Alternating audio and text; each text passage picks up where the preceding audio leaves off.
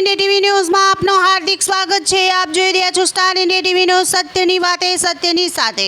સાબરકાંઠા જિલ્લાના Himmatnagar B division police સ્ટેશનની હદમાંથી એક આરોપીને દેશી બનાવટી બંદૂક સાથે પકડી પાડતી સાબરકાંઠા એસઓજી।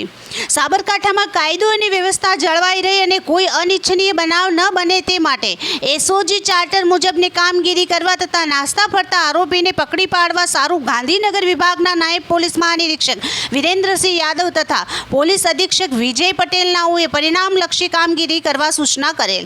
જે સૂચના અન્વયે police inspector Aniruddhsinhji Rathod SOG Sabarkantha નાઓએ માર્ગદર્શન હેઠળ એસઓજી સ્ટાફ હિંમતનગર ટાઉન વિસ્તારમાં એસટીએસ ચાર્ટર લગત કામગીરી અન્વયે પેટ્રોલિંગમાં હતા।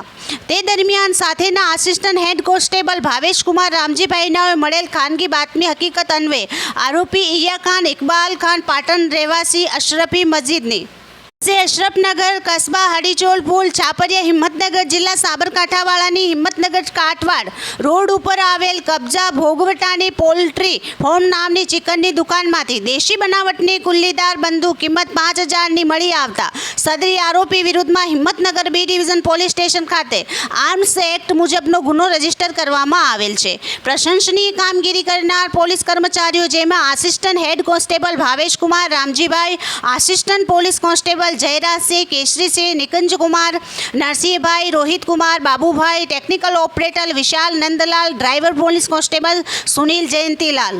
Star India TV news Sabgadh reporter Shahbuddin Shiroya, જિલ્લા સાબરકાંઠા।